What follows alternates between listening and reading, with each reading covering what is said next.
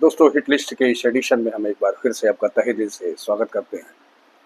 जैसा कि हम मुगल एम्पायर पार्ट 1 के वीडियो को बना चुके थे बाबर के, अब मुगल एम्पायर के पार्ट 2 पर यानी हुमायूं के बारे में हम इस वीडियो में चर्चा करते हैं, जो कि एग्ज़ाम की दृष्टि से बहुत ही महत्वपूर्ण होने वाले हैं।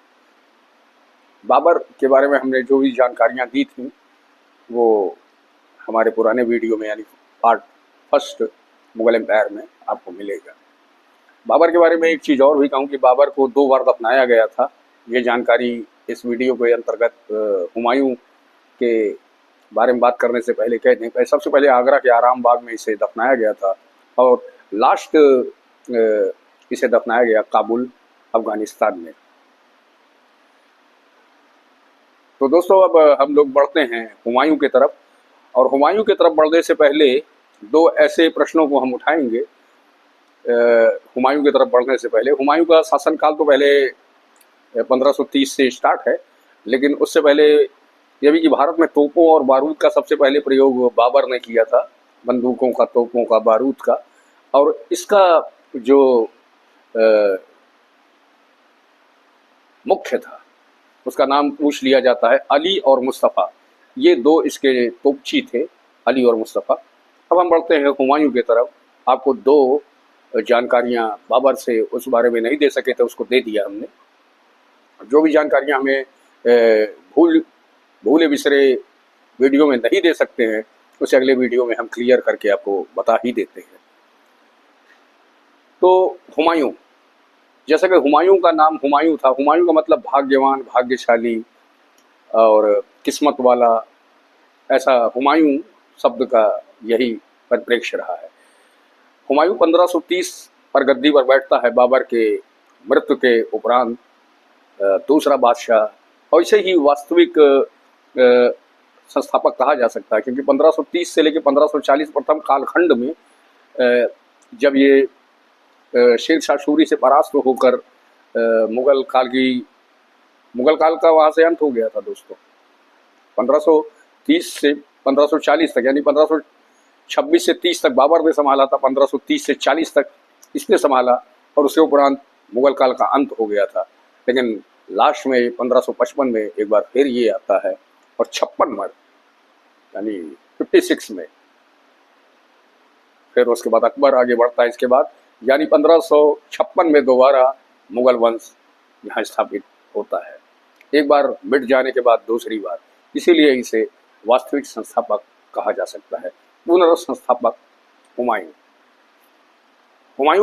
1531 में सबसे पहले कालिंजर के विरुद्ध अभियान करता है। स्टार्टअप में ये योद्धा प्रवृत्ति का था, और यहाँ पर डेरा डालता है। कालिंजर के किले को जीत तो नहीं पाया, लेकिन इसके बावजूद इसने रसद काट दिए और कालिंजर के किले को बाद में समझौते के तहत अपने अधीन कर लिया।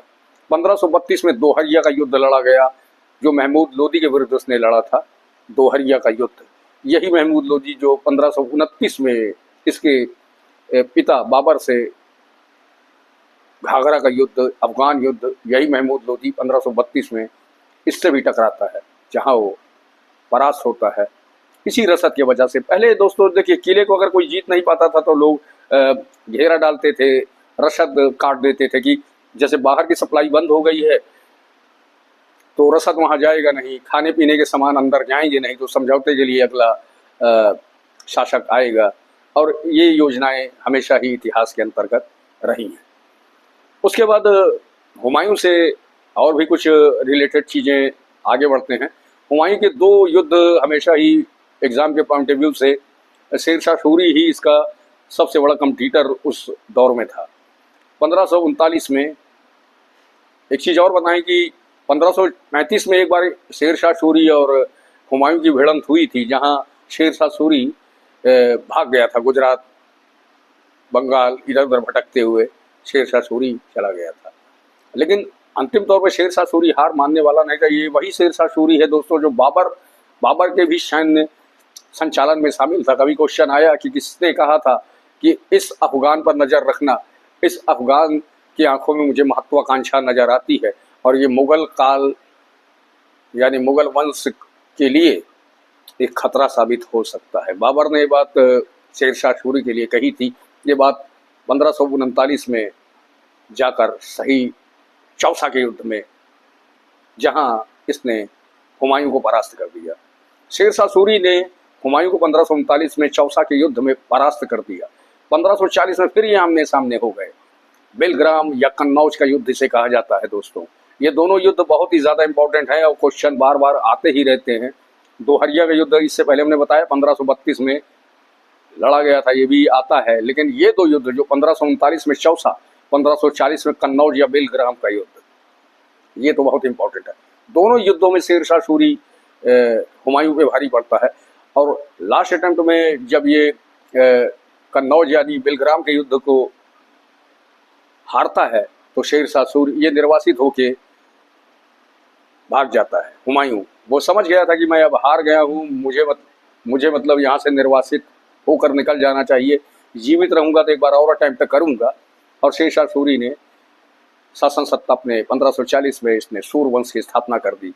पहला अफगान वंश, जैसे हमने पहले भी कहा था, लोदी वंश पहला अफगान साम्राज्य था। लेकिन उसके बाद स्थायी तौर पे शेरशाह सूरी भी यहाँ बैठ जाता है हुमायूं को निर्वासित करके। जैसा कि ये वीडियो हुमायूं पे चल रहा है, लेकिन 1540 और 55 के बीच तक 15 वर्षों तक हुमायूं शासन सत्ता से दूर हो जाता है।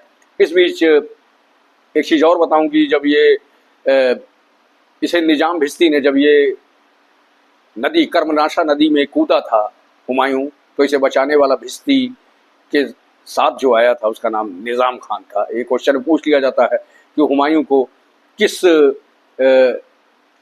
भिश्ती यानी किस तैराक ने या किस मछुआरे ने, जो भी आप कह सकते हैं, कि नदी के बाहर से निकालने वाला निजाम खान था। तब ये जान बचाने में सफल हो जाता है। यहाँ वहाँ भटकने के बाद ये राणा वीर साल के महल पहुँचता है। अमरकोट जो अब पाकिस्तान में पड़ता है वहाँ पहुँचता है। 15 अक्टूबर 1542 को यहीं अकबर का जन्म भी होता है। ये निर्वासित होकर शाह तहमास्प ईरान के बादशाह के पास जाता है। वहाँ अपनी तैयारों को पुख्ता करते हुए ये दोबारा लौट कर आता है। उससे पहले शेरशाह सूरी का एक छोटा सा कुछ क्वेश्चन है बताया। शेरशाह सूरी सबसे पहला ऐसा शासक था जिसने रुपया नामक शब्द को जनक उसी को कहा जाता है, रुपया जो आज भी चलता है, तो इसको सबसे पहले प्रारूप में शेरशाह सूरी ही लाया था। शेरशाह सूरी कालिंजर अभियान के दौरान मारा गया। ऐसा कहते हैं लोग कि तोप जब चलता है तो दीवार से वो गोला टकरा कर इसी की तरफ आता है और आग में बुरी तरीके झुलस जाने की वजह से शेरशाह सूरी की मृत्यु हो जाती है। 1555 हम पहुंचते हैं मच्छीवाड़ा युद्ध। मच्छीवाड़ा युद्ध में सिकंदर शाह सूर को हुमायूं परास्त कर देता है और फिर से शासन सत्ता पर आ जाता है। 1556 सरहिंद का युद्ध, इसे फेमस युद्ध इसलिए कहा जा सकता है क्योंकि सरहिंद के युद्ध के बाद ही इन अफगानों को इसने कुचलते हुए दोबारा मुगल वंश की स्थापना कर दी। तो ये दो युद्ध 1555 में लड़े गए थे दोस्तों। 1555 में अफगानों के विरुद्ध हुमायूं ने मच्छीवाड़ा का युद्ध जीता। 1556 में दोबारा इसने सरहिंद का युद्ध जीता और इस दौरान बैरम खान ही इसका वही बैरम खान जो बाद में अकबर का संरक्षक बनता है और उसने अकबर का संरक्षक से नियुक्त किया था।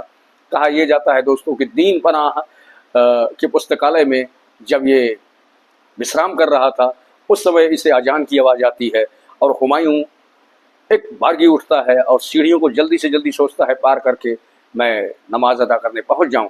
लेकिन उसी दौरान सीढ़ियों से, दीन पनाह पुस्तकालय की सीढ़ियों से इसका पैर फिसल जाता है और ये गिर जाता है और बहुत ही गंभीर रूप से घायल होने के बाद ये अपना दम तोड़ देता है।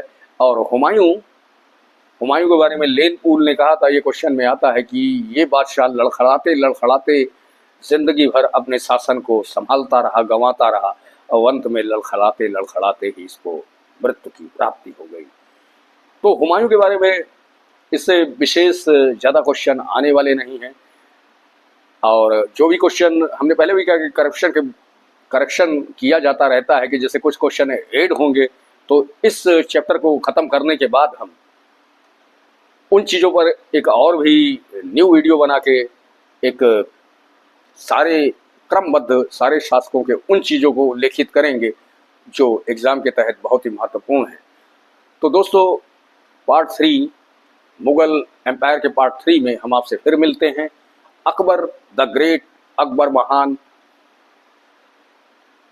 के बारे में आपसे बातें करते हैं। अकबर महान था या नहीं था, अकबर की क्या नीतियां थीं या क्या नीतियां नहीं थीं, उसके बारे में हम डिस्कशन करेंगे मुगल एम्पायर पार्ट 3 में। तब तक के लिए दोस्तों हम मिलेंगे अगले वीडियो में। जय हिंद।